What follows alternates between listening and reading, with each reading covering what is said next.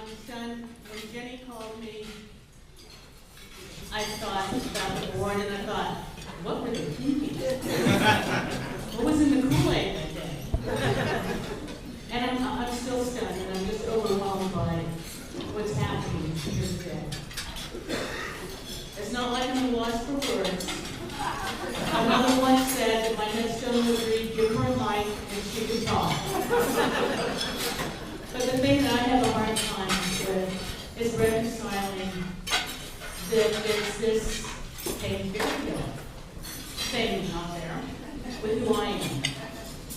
Because the woman I am, I see myself as someone who just wakes up each day and gives thanks, asks for help, does what's put before me, and helps and shares along the way. These years it's never been about me. I have deep roots here in the Bay Area. I grew up in Oakland and Alameda and Berkeley. I was a child of the 60s. Sorry you missed it. It was great. And I was here in a little studio across the way in KPFA that I began would be my career. It was really hard for me not to name drop sitting here looking out. People like Barry and Addie, you know, and so many people who are in this room who are part of who I am. At the time, I was a little lost, and I was doing odd jobs. I was doing things like painting houses, driving catering trucks before they were food trucks, working in the Native American adult education programs as a teacher. And there are two true paths that the Creator set me on in my life, and that is one as a journalist and as a teacher. I've always been a journalist, and in 1972 I was working in a newspaper, an international newspaper called Indígena. And it was a bilingual Spanish-English newspaper, and we reported on what was happening to Indians in Central and South America. It was so long ago that the Amazon was still called the jungle. It wasn't a rainforest. We reported on what was happening to the Yanomamo in Brazil, or the Shuara in Ecuador, who were actually starting radio stations back then. In some countries, believe it or not, it was still legal to get Indian hunting licenses. And thankfully, the world has changed. So somewhere along the line, someone suggested that I should go to KPFA and do this radio show. I never knew why, but I did my duty and I showed up. I got tricked into going on the air, and I was so scared that I heard something like this. I couldn't talk, I couldn't have any breath. But somewhere along the line, you know, I agreed to do the show for 3 weeks. That was my commitment. But somewhere along the line, I got hooked, and I realized that I could use this to educate, to inform, to have some fun. I changed the name of the show to Living on Indian Time, and 5 years passed just like that. Radio became my passion. I didn't have a job, I didn't get paid. I spent 40 hours a week continuing to do whatever I needed to do, via files or whatever, to produce a show, a 1-hour show. So the Native community was technologically and economically challenged in 1972. FM radios were expensive and only a handful of families had them. So people would gather at somebody's house on Friday nights to listen to Living on Indian Time. When I started, there were 2 Native radio stations. KPDP, you're in a house, I know that, somewhere, and KBRW. There were also only 3 community-based radio shows that I knew of. KFAI's First Person Radio, here in San Francisco at K2, Red Voices, and Living on Indian Time.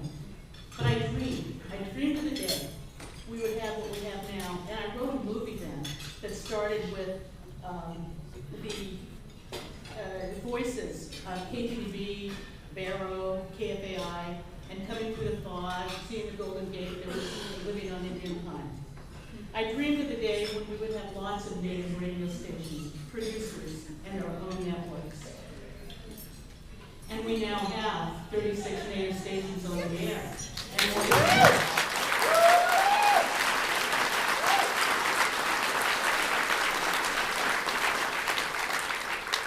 we have Native Voice One, which broadcasts shows like Pardiva, Cheyenne, Earth Songs, gray, and undercurrents.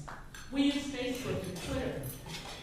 Today as broadcasters, we expand our role and our influence using social media.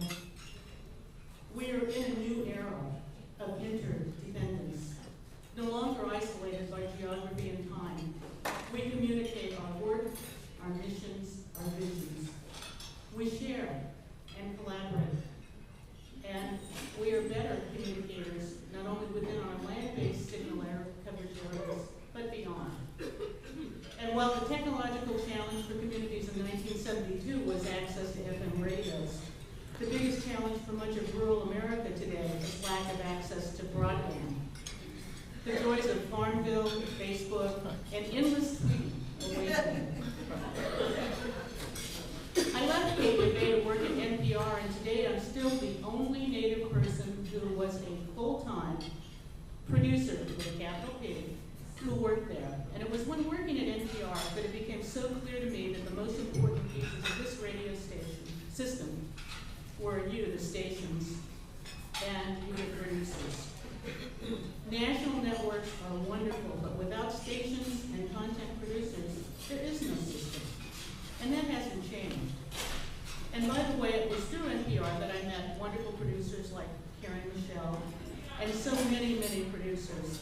You know, I'd like to take a moment to acknowledge all the producers in the room and give you a hand.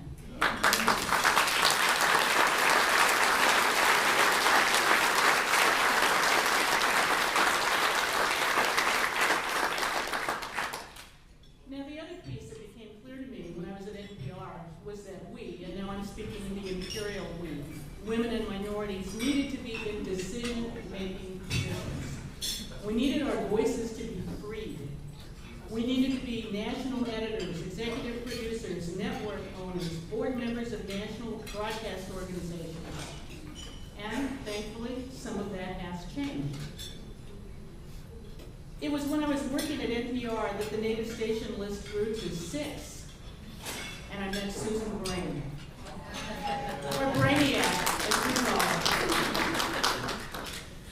And Susan and I did our best. We joined hands, and we did our best to open doors and hold them open for the next generations. Those people sitting around this room. And then I walked away from NPR, and when I walked away, people were shocked. But walk away, I did. As I said, I have deep roots in the Bay Area, and I came back to KPFA as a program director. I was a program operations manager at KLW, and I was on the KQED CAT for many, many years. But whatever I've done, it's always been for you, the stations, your audiences. That is our commonality. That is where our community overlaps, where we reach the boundaries of our interdependence on one another. During these past years, they've flown by, but I've made it my job to help as many people as I could, training producers, educating leaders, working at stations, collaborating with national institutions, and now I've come back full circle, and I'm building a radio station. What was I thinking? So I find myself under-resourced and overworked, and this is not news to any of you, my community radio co-reporters. Some challenges have not changed.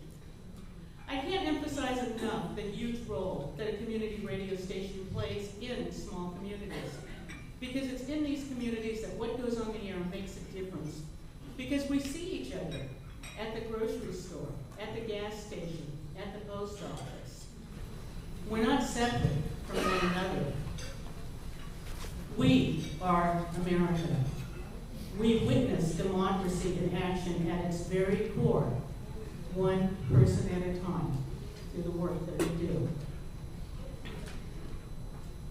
We're all passionate about our role as communicators, bridge builders, and transmitters of our local cultures, oral historians, building community institutions for generations not yet born. There are many, many people in this room that have been my mentors. Loretta Hobbs, Brian Turhorst, Dave Freedman, Deb Benedict, Janice Lane Ewart, Joe Orozco, Camilla Capra, Hugo Morales, just a few of the names of the people that have helped and guide me and shape me. Did I thank Jenny Burson? She's the one that spiked the Kool-Aid at the board meeting. Did you know that I'm the one who got Jenny into radio? I hired her when I was a program director at KPFA. For that act alone, I may deserve this Bader Award.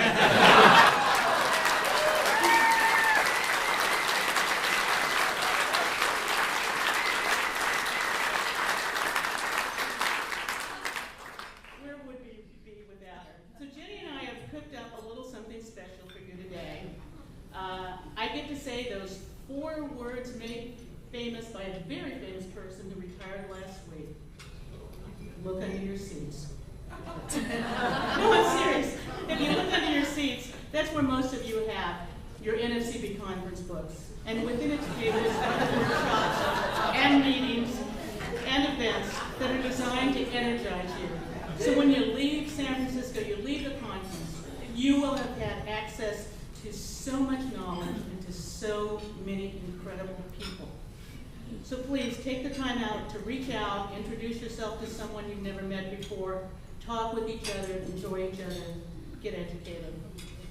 So to those of you who are age challenged, let us continue. As we said in the 70s, la guerre est no fini. If you got started in the 90s, I say rock on. And to the newbies, let's get to work. So I stand here humbly accepting this incredible award, but I share it with all of you, community radio, however you define your sassy, autonomous selves.